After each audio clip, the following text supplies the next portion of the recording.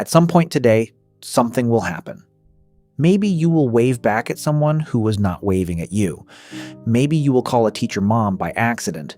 Maybe you will trip in front of a crowd and spend the next 3 hours replaying it in your head on a loop. And in that moment, something strange will happen inside your body. Your face will get hot. Your cheeks will turn red. You will want to disappear completely. Not metaphorically, literally.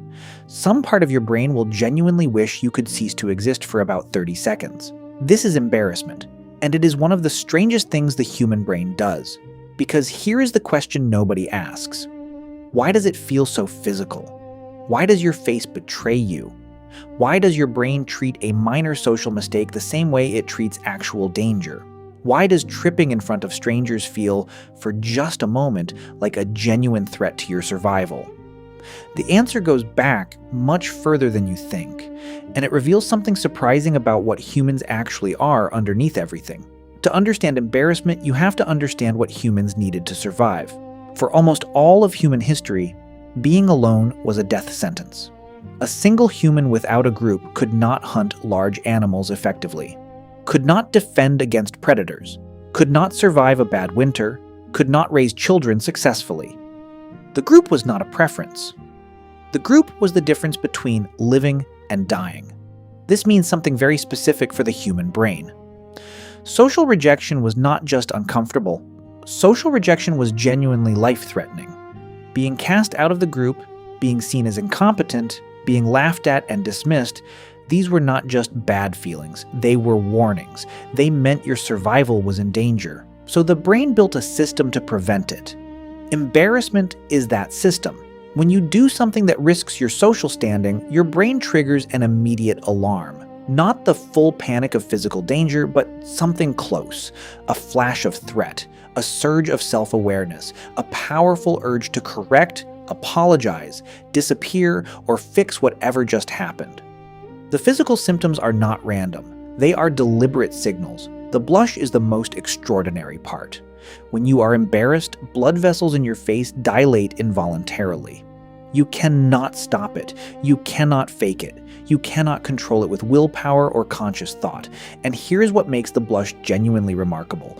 It is not a side effect of embarrassment. It is the point of embarrassment. The blush is a signal to other people. Research suggests that people who visibly blush when they make a mistake are actually trusted more than people who do not. The blush communicates something words cannot. It says, I know I did something wrong. I care about what you think of me. I am not a threat to this group. I am invested in this relationship. In other words, the most humiliating part of embarrassment is also the part that protects you socially.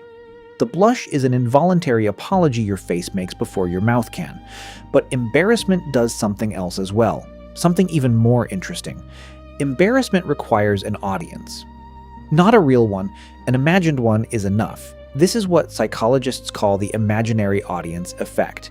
You do not need anyone to actually witness your mistake to feel embarrassed. You can be completely alone. Remember something you said badly 3 years ago and feel the exact same heat in your face, the same desire to dissolve, the same loop of cringing replay. Your brain does not distinguish between real social judgment and imagined social judgment. It treats both as equally threatening, which is why you can lie awake at 2 a.m. reliving a mildly awkward conversation from 2019 with the same intensity you felt in the moment. Your embarrassment system does not have an off switch, and this explains something most people find confusing about themselves. Why do small things feel so catastrophic in the moment? Why does mispronouncing a word in a meeting feel briefly like the end of the world? Why does sending a message to the wrong person make your stomach drop the same way a near car accident does? Because your brain is running ancient software on a modern problem. The system that evolved to protect you from genuine social exclusion in a small tribe of 50 people is now firing in a world of 8 billion, in situations where the actual stakes are almost zero. The machinery is the same. The context has completely changed. This is also why embarrassment is uniquely human. Or very nearly. Other primates show something resembling embarrassment in certain situations. Chimpanzees sometimes display behaviors after social failures that look like shame. But the full experience of embarrassment, the blush, the imaginary audience, the recursive self-consciousness where you are aware that you look foolish, that appears to be something only humans do with full complexity. Because it requires something most animals do not have: a detailed mental model of how other people see you, a running simulation of your own reputation, an ability to watch yourself from the outside, and evaluate what you look like to others. Embarrassment requires a self, a socially constructed, other people aware, reputation tracking self, and that is a very human thing to have. There is also a difference between embarrassment and shame that most people collapse together, but which are actually very different experiences. Shame is about who you are. Embarrassment is about what you did. Shame says, I am bad. Embarrassment says, I did something bad and everyone saw it. Shame turns inward and stays. Embarrassment is social and temporary. Research consistently shows that embarrassment, despite feeling awful, is actually a healthy emotion. It signals that you care about your relationships and your standing in the group.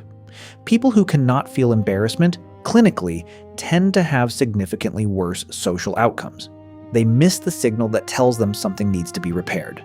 Embarrassment is uncomfortable precisely because it is working. And there is one more thing about embarrassment that nobody talks about. It is contagious. Watching someone else experience embarrassment activates the same neural regions in your brain as experiencing it yourself. When you watch someone trip on stage, or see someone get rejected loudly in public, or witness a conversation go horribly wrong, you feel a version of what they feel. Not as strongly, but genuinely. Your brain simulates their social pain. This is called empathic embarrassment, and it exists because humans needed to learn from each other's social mistakes, not just their own. Watching someone else get excluded and feeling the echo of it meant you were less likely to make the same mistake yourself. Other people's humiliation was your education. So the next time you feel that heat rising in your face, the next time you replay something cringeworthy at 2 a.m., the next time you want to dissolve completely because you waved at someone who wasn't waving at you, remember that your brain is doing exactly what it was built to do. It is protecting your place in the group. It is signaling to others that you care. It is running a system that kept your ancestors alive and connected for hundreds of thousands of years. Your face is not betraying you. It is defending you. The most embarrassing thing your body does turns out to be one of the most human things it does. And now you know why.